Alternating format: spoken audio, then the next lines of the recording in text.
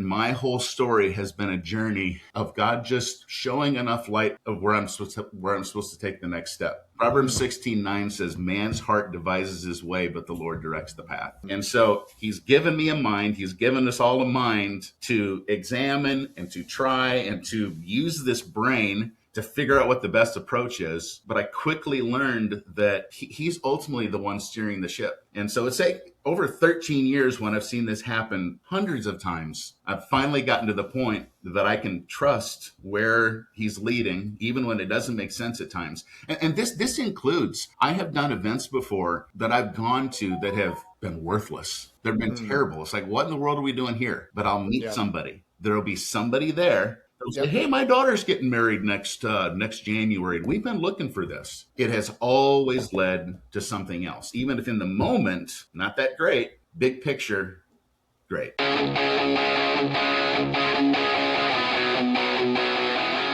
This episode is brought to you by Pierre Tax and Accounting, led by CPA Eric Pierre, a seasoned accounting and tax expert with years of experience helping individuals and businesses navigate complex financial landscapes. Whether you need personal tax planning, business tax strategy, bookkeeping, or financial planning support, Eric and his team are committed to helping you protect and grow your financial future with clarity and confidence. To get expert guidance you can trust, check out Pierre Tax and Accounting at pierreaccounting.com. This episode is brought to you by my friend Silas Lagoy over at ForgeMark Wealth. If you're a high-income business owner or professional and feel like you're getting crushed by taxes, you're not alone. And more importantly, you're not stuck. ForgeMark Wealth specializes in advanced legal tax strategies and wealth planning designed to help you keep more of what you make, grow it efficiently, and actually build long-term freedom, not just income. If you're making serious money but don't have a real strategy behind it yet, I highly recommend connecting with Silas and his team.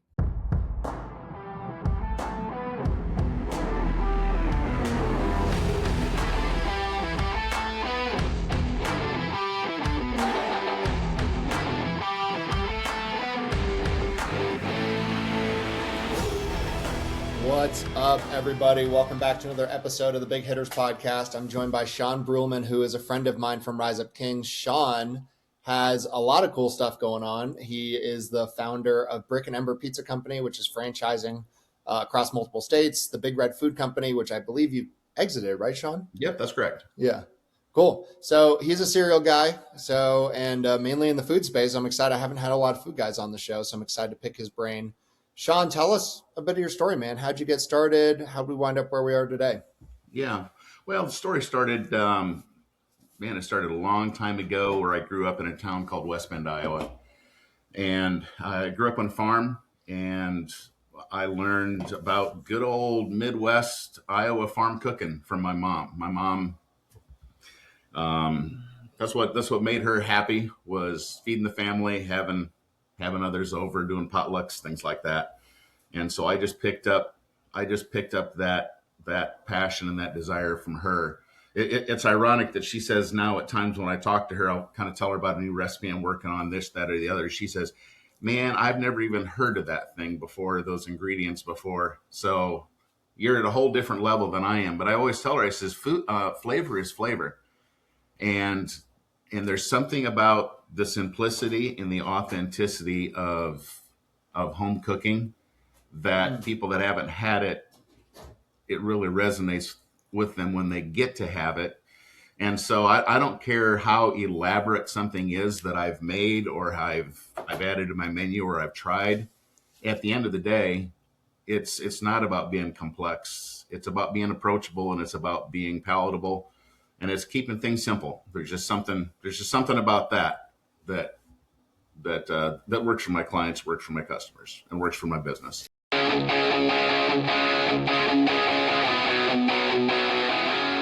What's up, everybody? This episode is sponsored by ExitWise. If you're a business owner thinking about selling your company, whether that's now or years down the road, you need to know what your business is actually worth and how to maximize that exit.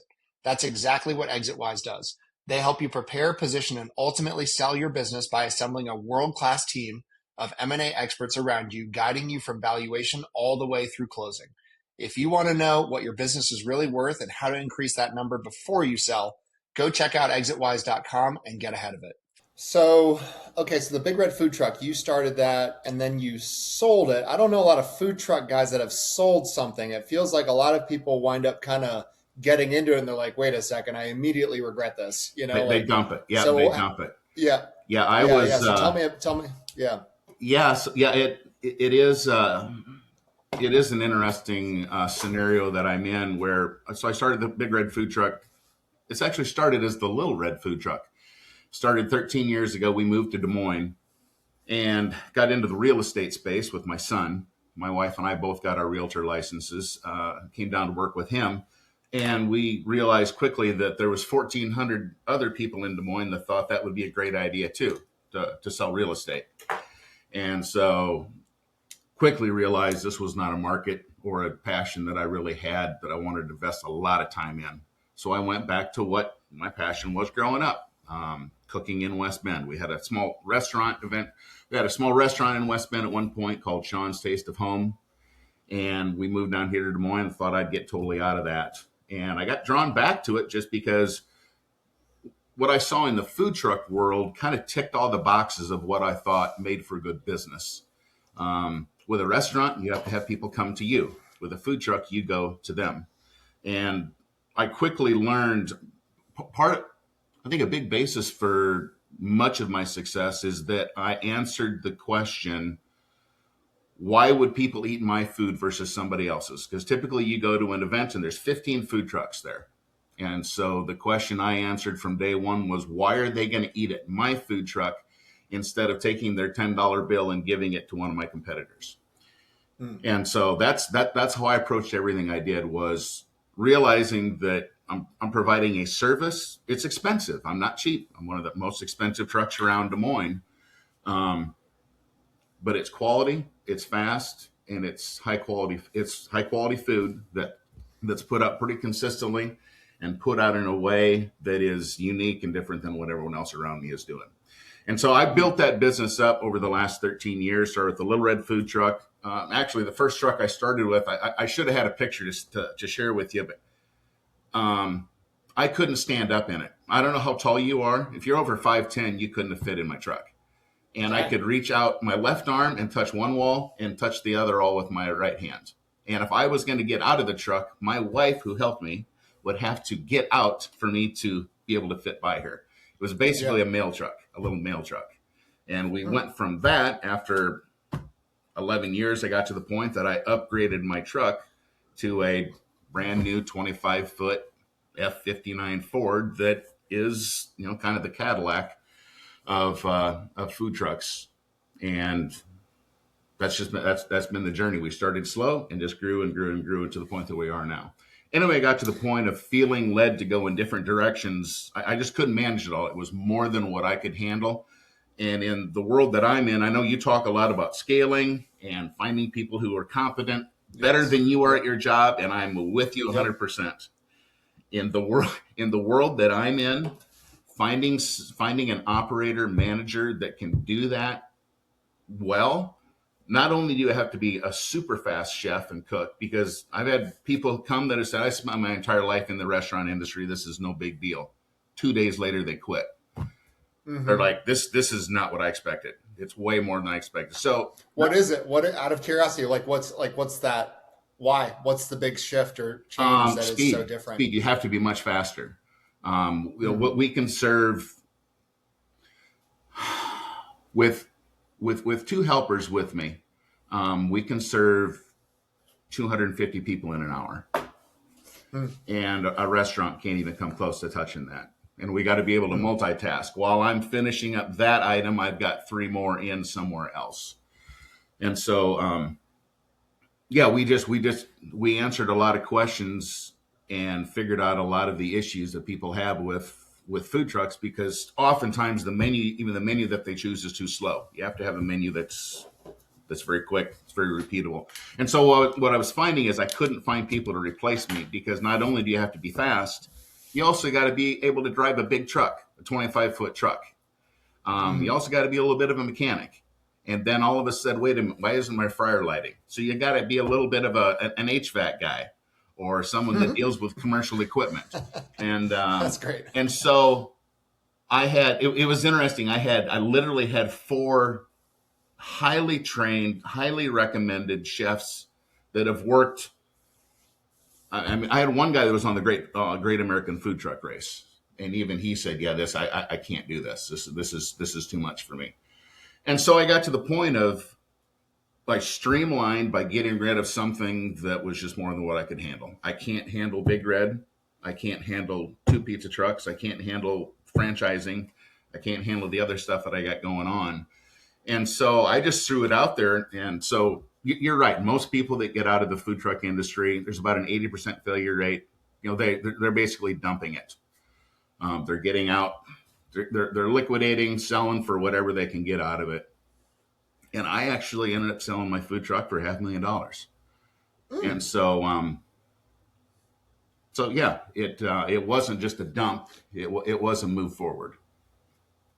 But so I think when we did our introductory phone call for this podcast, you talked about like catering was the big thing for you. Like you weren't, parking it around the downtown area of the city and waiting for people to show up. You were getting big catering gigs, right? Exactly. Yep. Exactly. Yeah. It was about, well, COVID. I mean, COVID was my best year. COVID was my best year by far because restaurants were shut down, and actually all of our festivals, weddings, everything, all of that was shut down too. And so the pivot that we made was going into neighborhoods and setting up in neighborhoods, putting down the little X on the sidewalk because, hey, we're playing by the rules, and the authorities they didn't even look at us. They didn't even look at us. And so that's kind of where it started, was more rather than setting up somewhere and waiting for people to come, we started going to them. And the catering is such a great platform because you have a captive audience. You know exactly how many it's going to be. You know how long you're going to be there, and there's very little risk.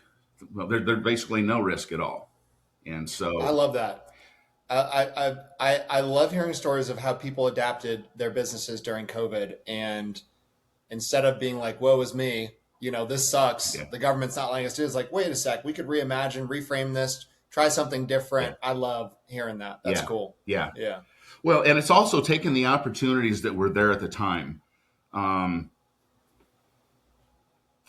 remember the state of Iowa had earmarked some money to feed homeless people to feed people who were in need. And so they put out a little blip. And I mean, you didn't get a charge very much for what you were doing. It was very specific about how it had to be done. And no other food truck in Des Moines said, yeah, that sounds like a good idea. I stomped on it with both feet. I said, I will do it all. I will feed everybody every day. You just let me know what I can do and I'll do it. And so once I listened to what the requirements were, because it was capped with what we could charge. But what I came to find out was there was no limit to how many we could sell. And it's like, okay. So the homeless person would come up, somebody in need, somebody hungry. It'd be like, how many tacos do you want? Oh, 5? No problem. And so in a 2-month period, I sold $140,000 worth of tacos. And it absolutely got us through COVID. Just because of that kind of that adaptability and that willingness to, hey, we'll jump into this and figure out how we can make this work. And so it's been a detriment to me, but it's also been a benefit to me to basically say, okay, so what are the guidelines? What are the rules? And is there a way that how do I work within that dynamic to maximize what we're doing? And that's just what I've always done. It's what I've always aspired to. And it's a challenge. It's a challenge to go into a situation and say, okay, how can I hack this system that I've got right now in order to be the most profitable? And that's basically what catering is. Yeah, that is what catering is. It's not sitting on the street corner for 8 hours. It's basically coming in and in 2 hours doing way more than we would have done in an 8-hour time frame just on the streets.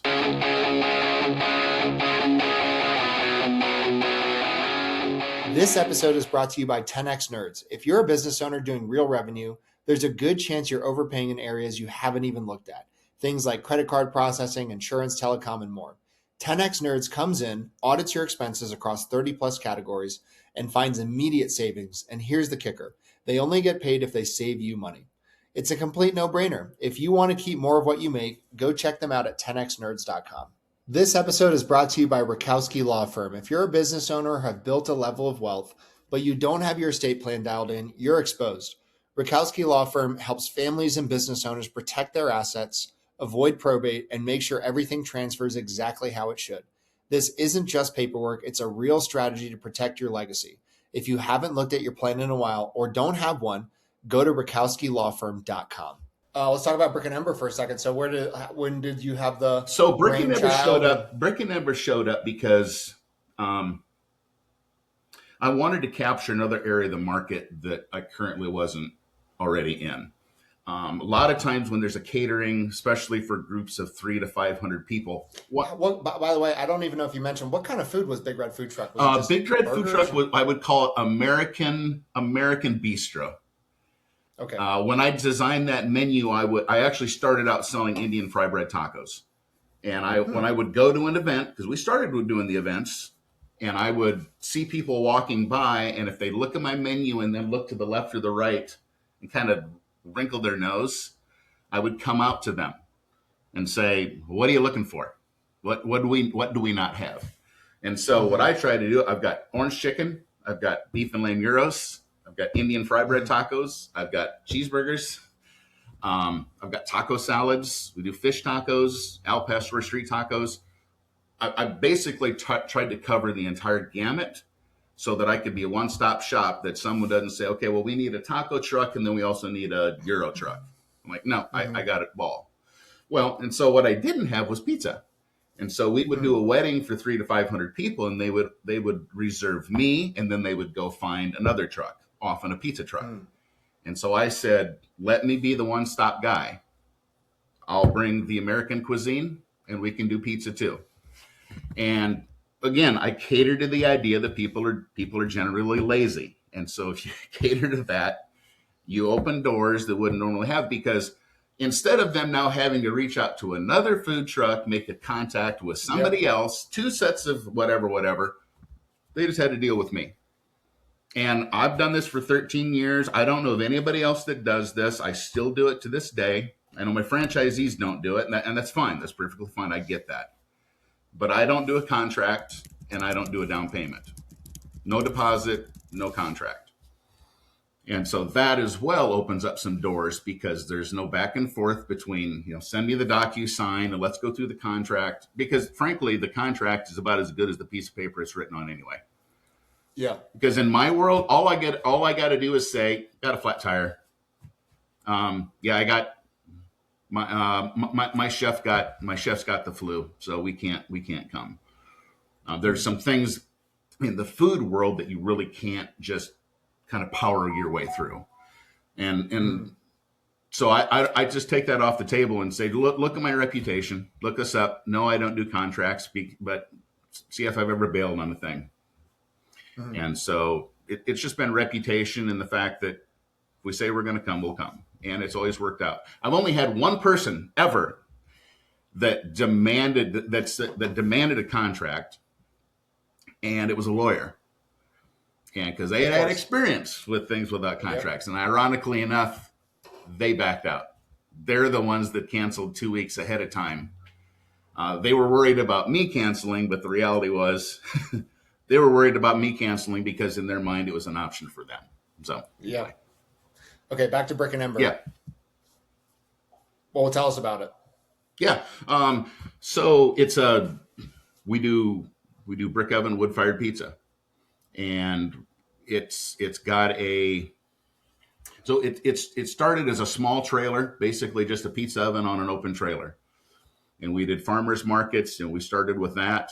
And then we just kind of evolved as time has gone on. The trailer's a little bit better. I've got a couple different versions. I've got a kind of a smaller entry level trailer. And then I've kind of got the grand poobah. It's a big red trailer. It's got an oven on it that'll cook 12 pizzas at a time. It rotates.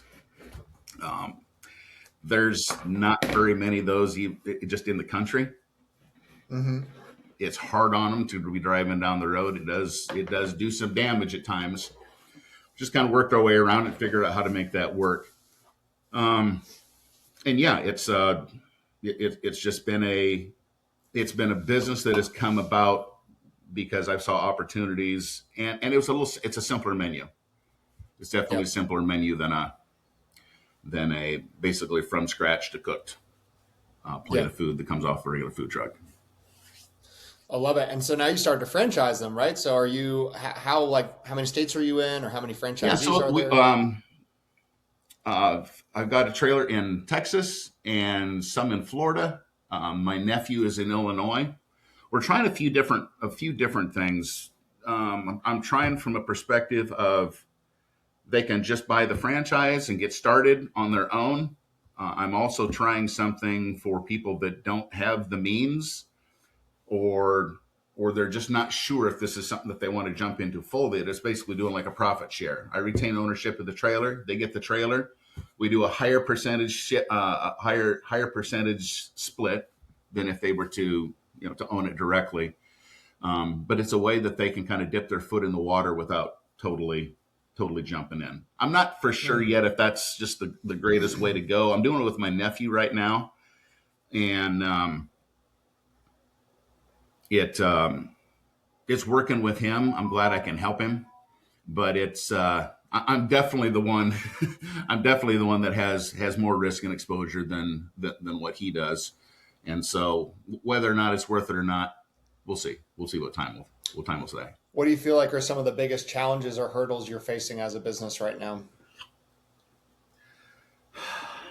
Boy, honestly, I have very few. I honestly have very few.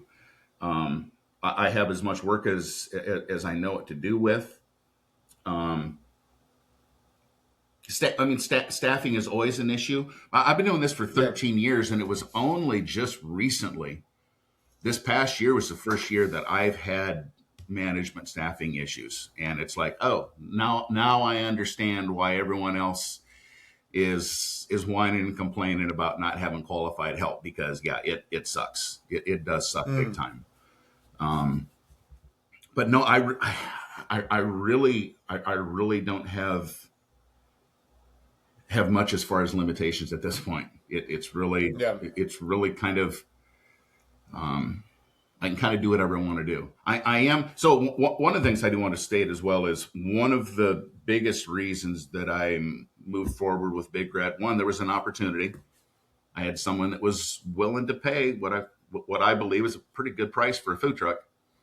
I have an opportunity to get into a brick and mortar next year. It's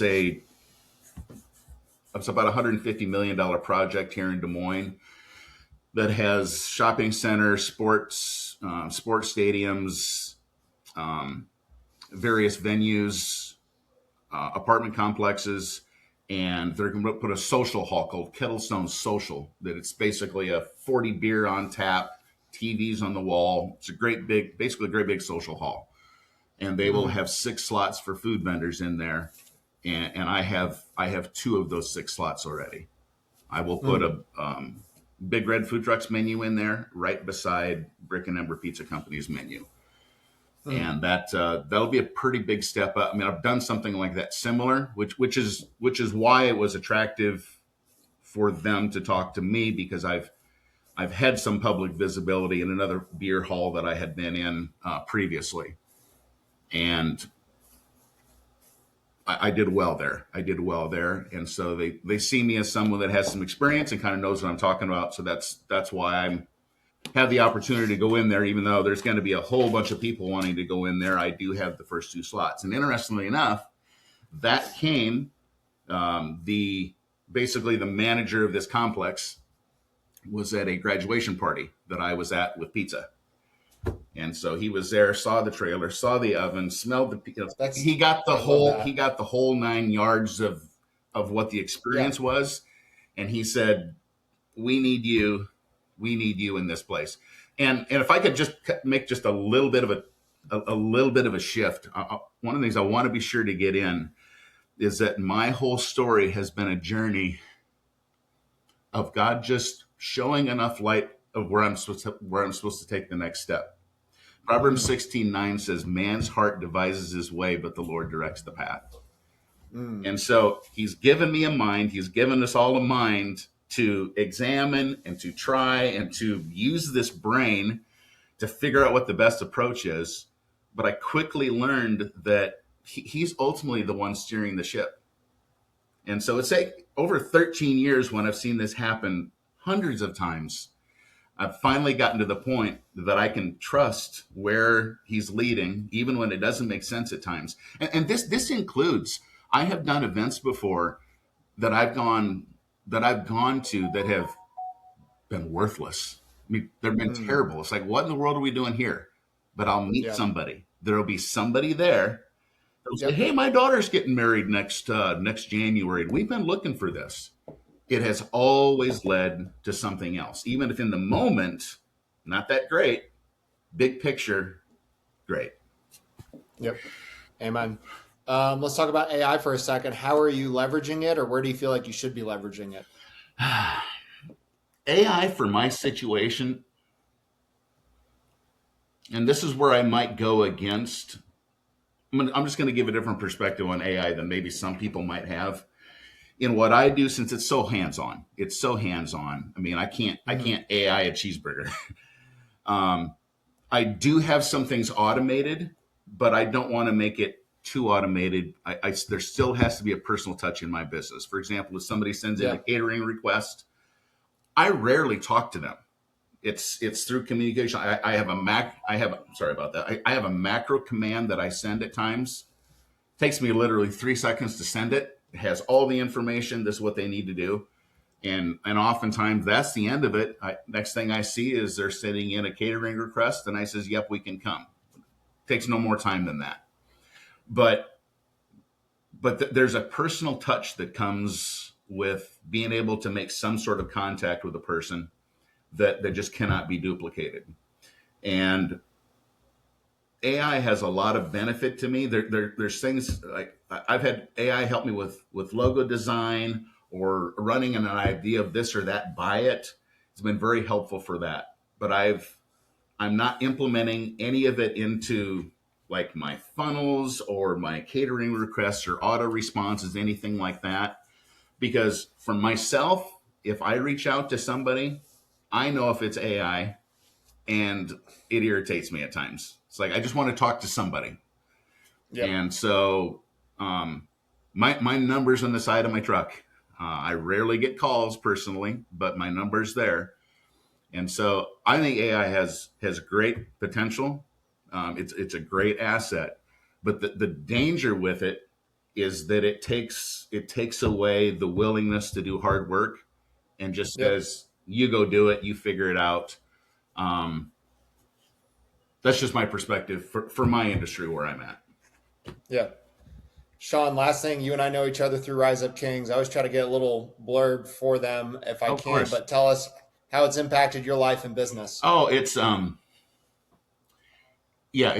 life-changing. Yeah, it has been life-changing. There's not a day that goes by that I don't think about my journey in Dallas back in 21. The ice bath changed my life. In fact, we'll have another talk down the line here a little bit, because I'm actually in the process now of shifting, and I'm shifting to an ice bath regimen with a book. I wrote a 30-day Bible study book. I'm looking into one-on-one coaching, remote coaching, doing workshops. One of my goals is to do a TED Talk from a chest freezer on a stage somewhere. And I have no doubt that the Lord's going to open that door in one way or another, because it is such a powerful experience. And just a little encouragement to graduates. I think we all recognized how powerful that ice bath was. It was so powerful to me that it's something that I took back with me. I've probably done around 500 ice baths since then. I still do it every day. I still hate it. It still sucks. But it's changed my life. and I'm going to continue doing that. So a little bit of my challenge is if the ice bath was so beneficial to us when we went through the refinery or the awakening or whatever our experience was, why is it not something that we want to continue to do today? If it was good, and so speaking for myself personally, it was good for me then. It's good for me now, and it was. I went through the refinery at 360 pounds. I literally thought I was going to die, like literally, not like I think I'm going to die. I kind of really thought I was going to die. It's costly. It was physically costly. It was emotionally costly. And so my perspective is this is as costly as this was, it's not something that I am ever going to lay down very easily or willingly, because it was so transformational that I want to hold on to it. This wasn't just a weekend experience. It was something that God has used to really change my life. And so I'm leaning into it and I'm holding on and moving forward as God leads. I love it, man. Well, thanks so much for sharing all this stuff. Thanks for coming on the pod. Don't go anywhere. I want to keep talking, but if people want to find more about who you are and what you do, where can they go? Brickember.com. You can reach me through that. I've got an email address I'm happy to share. I mean, go for it. Yeah, some people have done SCF, that. scfsean@gmail.com. So Sam, Charlie, Frank, Sam, Henry, Oscar, Nancy @gmail.com if you have any questions about anything. I'm actually looking for some guys that would be willing and interested in going through this ice bath. I need to beta it. That's a test word, right? Yeah, you can beta test it. I mean, I was doing so we have my fitness brand is Fat Boy Fitness. Nice. And we're pivoting it into a fitness fraternity. So we're going to do basically CrossFit as the core workout, but I'm actually going to create a Christian men's fraternity out of it. And that will be one of the core practices is at least 2-3 times a week, ice bath confessionals. Nice. And so I'd be happy to beta test it. Oh yeah, that's awesome. No, I didn't. I'll bring it back to my fat boys. They'll love it, dude. So, man's heart devises the steps. The Lord directs the path. I had no idea that you had that in your back pocket as well. So yeah, definitely we'll visit outside of here as well. Share you a little bit more of my vision. Awesome, guys. Well, go check out Shon's stuff, and he's opened himself up to, if you want to communicate with him, ask him for advice or counsel. And Shon, don't go anywhere. I want to keep talking, but thanks for coming on the podcast. You bet. My pleasure. Thank you.